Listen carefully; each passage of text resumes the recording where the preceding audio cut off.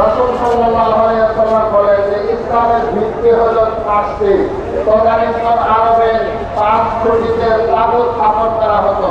মাঝখানের খুঁটি থাকতো অনেক উঁচু এবং 4 কোণায় 4টি খুঁটি থাকতো। রাসূল সাল্লাল্লাহু আলাইহি ওয়াসাল্লাম ইসলামকে সেই তাবুর সঙ্গে তুলনা করেছেন যে তাবুর যেমন 5টি খুঁটি থাকে, 5টি ভিত্তি থাকে, ইসলামের ভিত্তি হলো 5টি। এই ভিত্তি নষ্ট হয়ে গেলে তার ইসলামই নষ্ট হয়ে গেল। সে কখনো ধর্মের উপরে ঠিক থাকতে পারে না। এর মধ্যে একটা হলো শাহাদাতে আল্লাহ ইলাহা ইল্লাল্লাহ ওয়া আন্না মুহাম্মাদান আবদুহু ওয়া রাসূলুহু, অর্থাৎ কালিমায়ে তাইয়্যিবা এবং কালিমায়ে শাহাদাতের যে অর্থ সেই কথার সাক্ষী দেওয়া যে আল্লাহ ছাড়া কোনো উপাস্য নাই এবং মুহাম্মদ সাল্লাল্লাহু আলাইহি ওয়াসাল্লাম আল্লাহ তাআলার রাসূল। অর্থাৎ শিরক মুক্ত ঈমান থাকতে হবে। লা ইলাহা ইল্লাল্লাহ, আল্লাহ ছাড়া কোনো উপাস্য নাই, কোনো মাবুদ নাই, আল্লাহ ছাড়া কোনো পালনকর্তা নাই, রিজিকদাতা নেই, সন্তানদাতা নেই।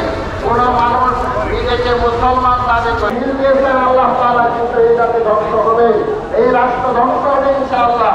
এই জন্য আমরা নামাজ পড়ে পড়ে তাদের জন্য দোয়া করি।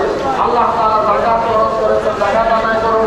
হজ তাদের উপরে ফরজ হয়েছে, হজ করবেন। হজ এবং উমরা আল্লাহ হাদিস বলেছেন তাজু বাইনাল হজ ওয়াল উমরা ফাইন্নাহুমা ইয়াসিয়ানিল মাকরাও যুনুব। তোমরা একের পর এক হজ এবং উমরা করতে থাকো, কারণ এতে দুটো ফায়দা হবে। একটা হলো তোমাদের গুনাহ মিটে যাবে, তোমাদের দারিদ্রতাও মিটে যাবে। হজ করে সে ঠিকমতো কিন্তু সে গরিব হয়ে গেছে এমন দেখাতে পারবেন না। আল্লাহ তাআলা সম্পদে বরকত দান করে তাকে ধনী বানিয়ে দেন। এই জন্য যাদের উপর হজ ফরজ হয়েছে হজ আদায় করবেন। আমাদের সামনে আরেকটা গুরুত্বপূর্ণ আমল রয়েছে।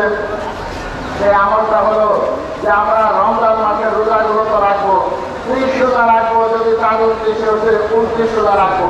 আমাদের কিছু ভাইয়েরা এমন আছে